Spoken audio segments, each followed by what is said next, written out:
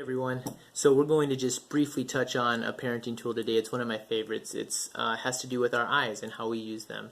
Because whether we realize it or not, we've been using our eyes as parenting tools for years and years, right? From the moment our baby was born, we started using our eyes. And in the lesson that our baby gets from us in that first year of life, the message they receive from our eyes is beautiful and wonderful. They look up at us, they see those eyes, those warm, loving, soft eyes, and the baby thinks, I'm loved, I'm special, I'm adored. People really, really think I'm something. But as our child gets older, we are less and less likely to give that message with our eyes. We're less and less likely to make eye contact. And we're less and less likely to give that message, and we're more and more likely to give a negative message with our eyes. We develop involuntarily the parental look, right? To fix behaviors. When something's going south, we give the look, behaviors change, everything's okay again. But have you ever looked at your look? I challenge you right now. I did this about 3 years ago. It was mind-blowing for me. Go find a mirror or go use your phone and give yourself the parental look. Just go do it right now. I don't know about you, but for me when I did that, it was mind-blowing because I looked at that and I thought, that's a scary look. And then I thought, in what scenario would it be okay for me to give this look to anyone else, to my spouse, my pastor, my coworkers, my friends? I would never feel good about giving this same look that I give to my kids to any of those people because I recognize that it's not good for relationships. And if anyone gave me that look, I might change behavior, but I would know that I'm not stepping too close in relationship with that person because it's not safe. And yet I'm giving that look. I was giving that look regularly to my kids. What message is it sending?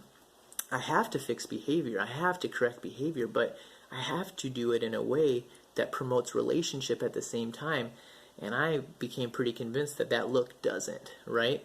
And so I asked on Facebook last week, I said, how many of you, when your parents said, look at me in your childhood, when your parents said, look at me, did you know that you were probably in trouble? And most of you said yes. Most of us knew that if our parents said, look at me, when we looked at them, we were going to get eyes that were very serious, maybe disapproving. It wasn't good news for us.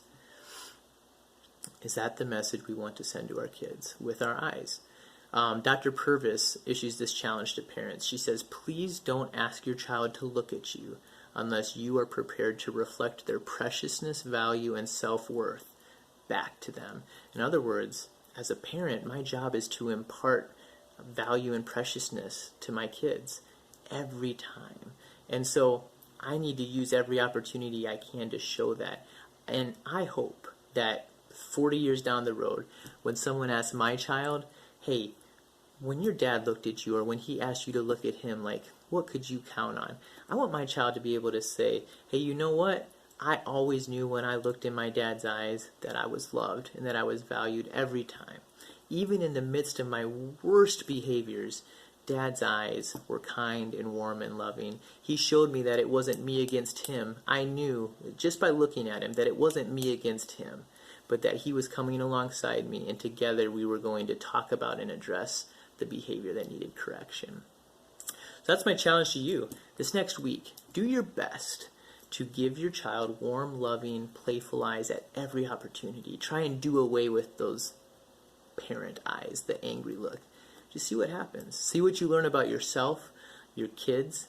I bet you might be surprised at how the whole thing plays out.